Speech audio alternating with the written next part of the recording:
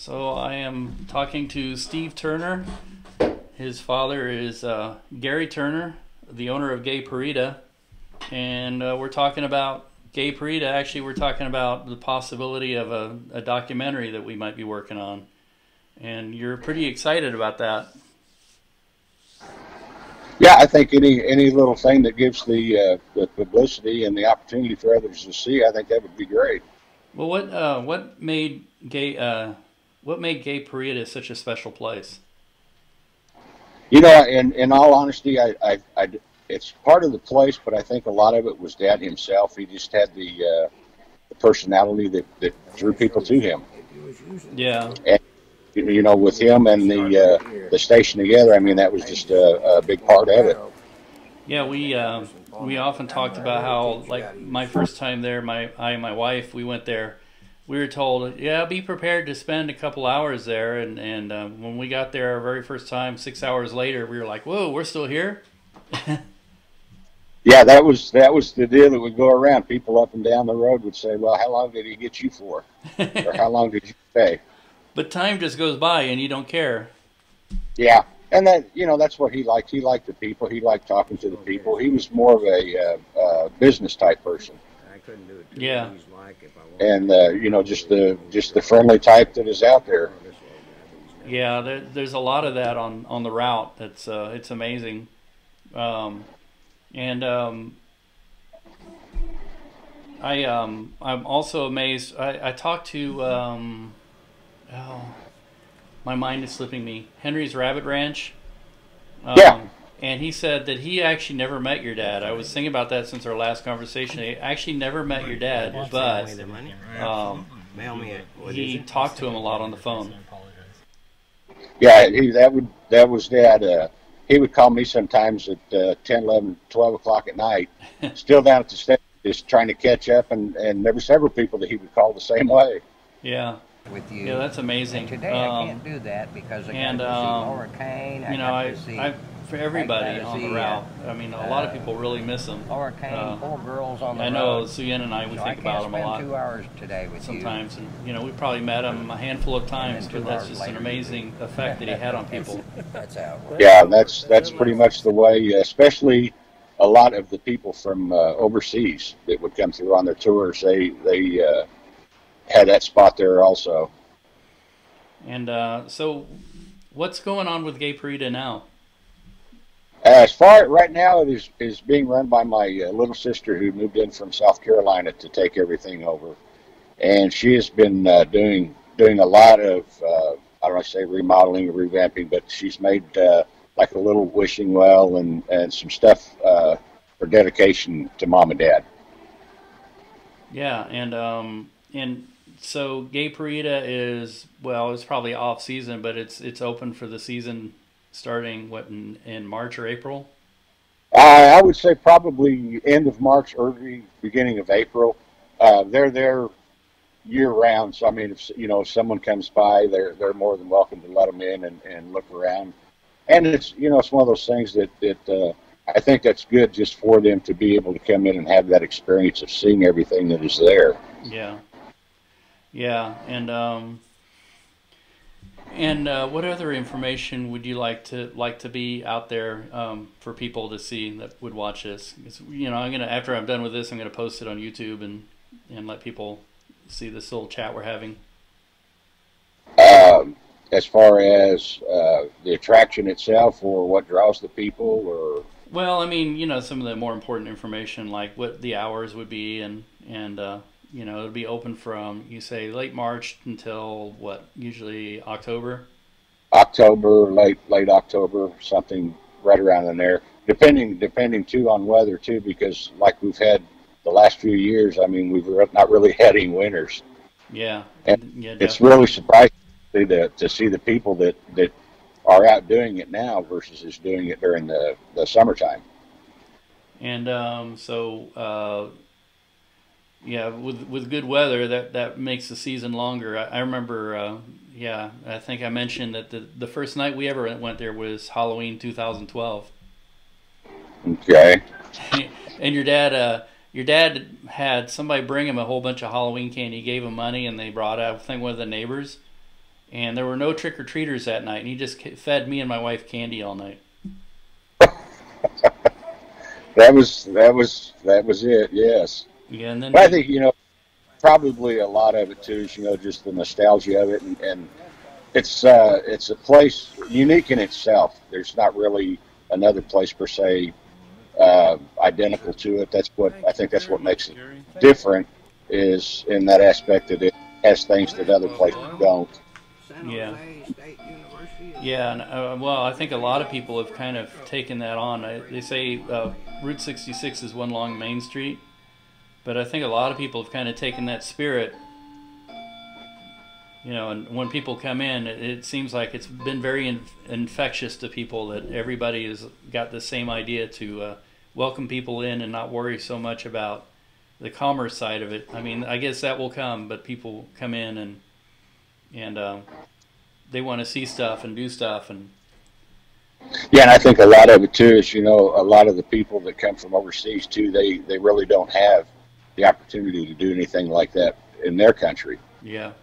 There are some that have a Route 66 club per se, but I guess it's not the same as it would be there as it would be here.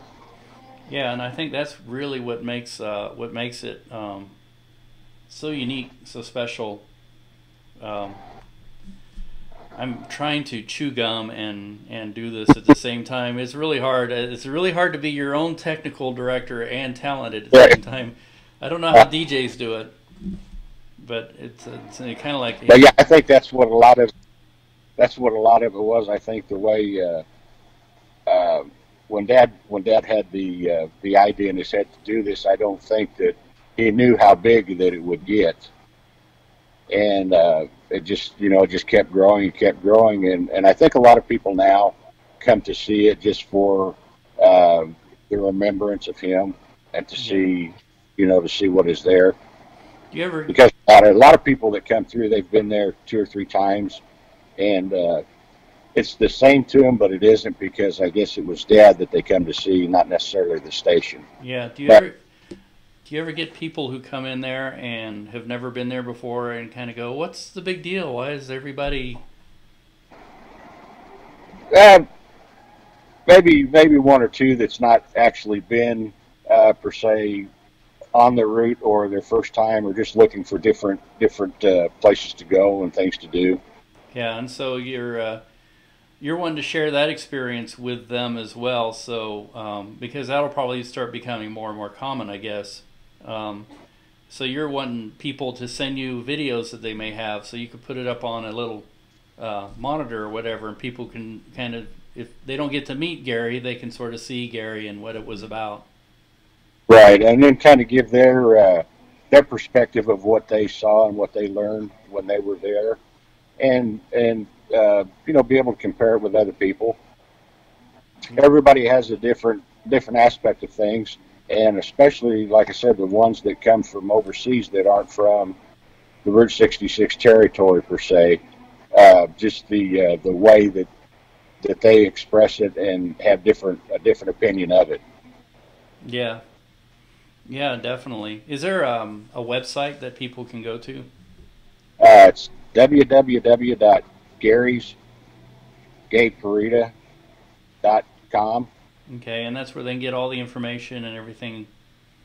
Yeah, there's links to different sites and different organizations, and I've also put on there. I had a separate page made on the website to where people from say like Norway or wherever, I had them to send me a picture of where they were from, and post it on there. That way, when people went to look at it, they could see what it was like where people lived who had been traveling the road.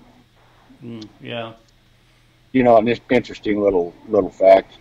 And then got that started when he first started out, putting in a guest book, and it got so big. I don't even know what she done with it. It's still filling up. Are you talking about lately? Like I don't know how many she's had just lately, but I know that just before Dad passed away, we were going through it, and gosh, there was people that had been there a couple, 3 times. You could see their name where they had signed the guest book. Yeah. Well, I know the last time we had seen him, he was having like one tour bus after another, and I don't know if people in that part of the country think it's amazing that tour buses are coming through that area, but I mean he was wearing himself out. Yeah. Trying to do all those Yeah, tour there. buses. Yeah, it was one right after the other, and like I said, I think that was he made it for just a I don't know what to say, like an attraction, but basically it was a 24/7. Well, I can imagine. Yeah, for him it was 24/7. And that was one of the things, I think anything that he ever done, he wanted to do it and make sure that it was done right. Yeah. Yeah, definitely. All right. Is there any other information that you'd like people to know? Just that the station is there. It's pretty much open 7 days a week, and if they want to stop by, they're more than welcome to come out and take pictures or just sit and chat, whatever they like to do. Okay. All right. Well, great. I think we'll wrap it here. We're like at 11 minutes, so well, I thank you very much for talking to me. This is the first time I've done this successfully. I've tried this before, but I haven't been very successful at it. But this is the first time.